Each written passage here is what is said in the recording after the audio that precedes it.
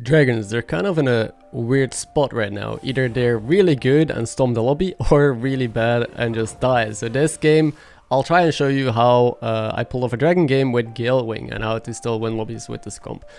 So I took Galewing here as Finley, the other options were just pretty bad. And how I play Galewing recently, just always pick the middle option, the Discover. And I tried to go 3 on 3, so the power level. We got a token on 1, making the power level very clean. You'll see in a second how I go about doing it.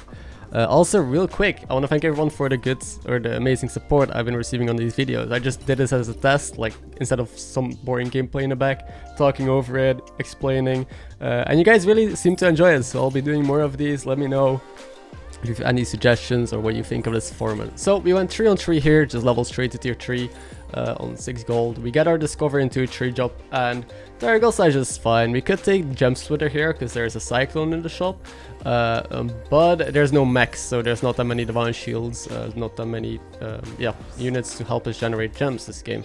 So I rather just take 2 good cards here that both give me some tempo and some direction. Like I can go more elementals, I can go into dragons if I find that stuff, and spoiler, yeah, I did find some dragon stuff. Like for example this grade, this buffer for elementals, amazing, great, now I can just take it. There's a Gem Splitter again, but I chose for the Selfless, trying to land it on Tarecgose because as you guys know, if Tarecgose gets the shield in combat, it will keep it for the rest of the game. Tarecgose keeps all combat buffs, so that's why I went with this line, and we got instantly rewarded. As you'll see this fight, the Selfless lands straight onto Tarecgose, so Tarecgose is fixed. Got pretty lucky, but yeah, I set myself up for it. So we end up finding a pair here and just leveling on 8 gold to tier 4. Now the reason I want to go to tier 4 is because my hero power is about to discover again, and well, we're just strong, right? So we capitalize on it. And we hit Promodrake.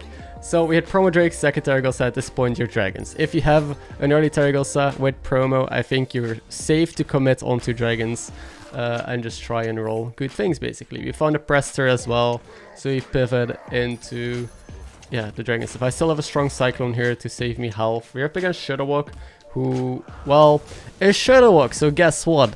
He got nerfed, but he's still dealing 15 damage to my face here. I want to complain so much about Shudderwock here, but I'm not gonna do it because I feel like I do that every single time. Anyway, here is another Promodrake, getting kind of lucky. And this is also the reason why HysteriA is good right now, because you can roll Tarecgoses and Promodrakes almost semi-consistently, and they're really good cards. Like yesterday I played a game as HysteriA. I low rolled, I misplayed, I stayed down, and I still won the lobby just because I bought strong dragons early on. Now this triple, you like tripling into 6s, but because it was super awkward here, I just took a 5, and my 5 discovers are pretty bad. The only good thing could be Razorgore, which we missed, so I just took, I think, the reanimating Rattler in case we hit a Maxna later, or if I need a battle cry or whatever. So at this point, yeah, we're kind of set. Dragons want to be on tier 4, so I stayed down here for the specific reason, because you want to hit Promodrakes and Tarecgose and Presters and just the tier 4 stuff, right? There's nothing on tier 5 for you, except for maybe Razorgore, but I don't think that justifies leveling up, because you put a lot of trash cards in the pool, and reduce your odds of hitting a triple here. Or tier 6. Tier 6 is also amazing because of course you have Nadina and Kalecgos. Now, the big thing about dragons right now is that Nadina is better than Kalecgos. Every time I've taken Kalecgos early, I died pretty much because it's too slow compared to other scaling. The reason why dragons or mid-game dragons is good because it has early scaling. A lot of tribes like elementals, they have major domos on tier 4. Like a lot of good compositions right now just get early stats. It's very tempo heavy, a lot of mechs, so you need to scale early on, which is why this Promodrake stuff is good. And that is why Kalecgos is just very often too slow. And when you want to triple and you have the option between Kalecgos and Nadina, more often than not you want to take the Nadina there, because it's such a good spike. It's so strong. You already have auto scaling on the board anyway, and this shows you how strong we are. By the way, this Millhouse was super strong, 36 HP, and we deal, I think, damage cap 15 here onto the Millhouse with this cheesy dragon board, and 2 people are dead, and now we're entering the mid game, late game kind of. We hit the Discover, this is kind of garbage.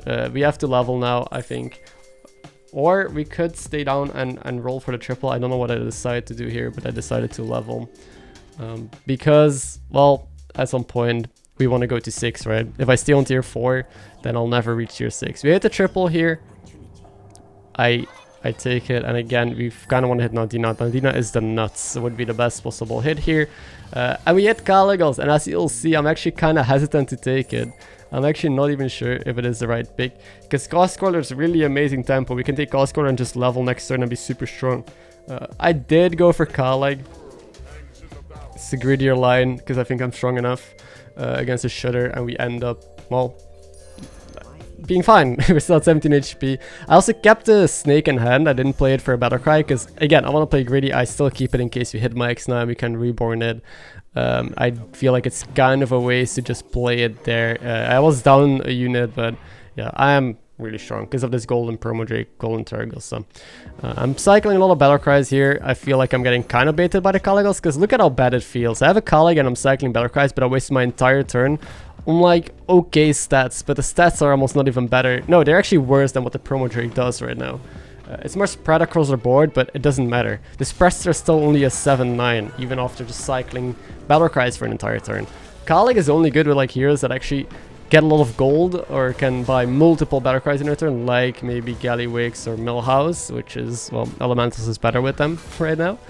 But yeah, we kill this guy and we need to go to tier 6, because if we want to close out this game, maybe we do have enough stats, but we really need not enough because, well, this board is decent, but it still loses to some other high rolls. So we have to go to 6. I don't know if this is the turn that I decide to level. I think it is, because I'm going to discover with hero power next turn.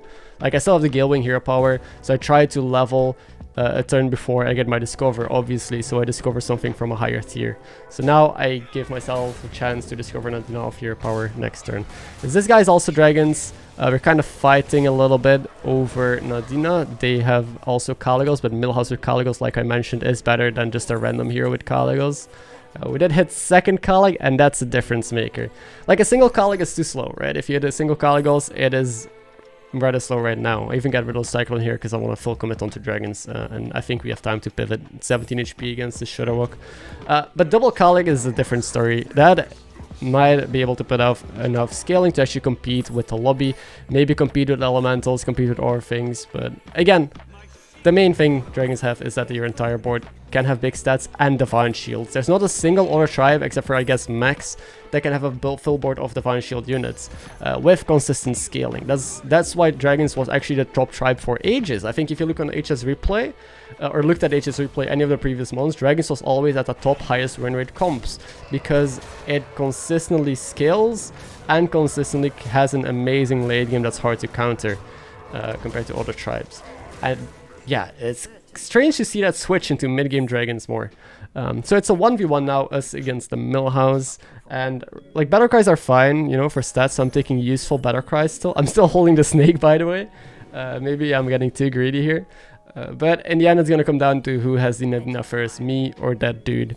And I end up finding Nadina. That's why I'm rolling Battlecries. I really think I gotta go for it. I cycle the snake, and yeah, we're set. Let's see if this is going to be enough. Another big difference maker in these matchups, like dragon matchups, or if you're up against Max, is this Suppressor in the back, which is a dragon that deals damage if your dragons attack, so you counter divine shields essentially. I think I froze as well for Ghoul. They also have Nadina, so you're both dragon boards with Nadina. They even have a golden shaker, and I think who is bigger here? It's actually kind of hard to tell. I think it's kind of even, but the main difference is that we have Presser and he didn't, so we can hit his shields and he can't hit ours. But yeah, I froze for Ghoul because I thought maybe Ghoul is good, because we do get rid of his shields when we attack into them, but he can still have shields that attack into us. I ended up just ignoring the Ghoul. I don't really want to sacrifice a board spot for it.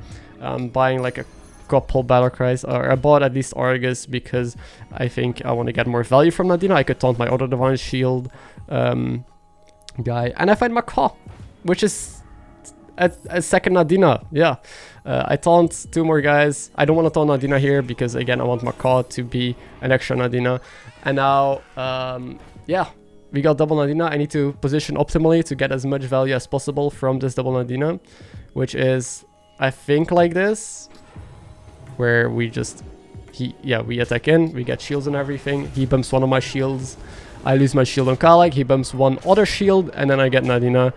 And great. I don't think this is ever gonna be beatable. Yeah, and this is gonna show you a difference. This Millhouse and early Kaleg, great scaling, but didn't beat my early Tarecgose.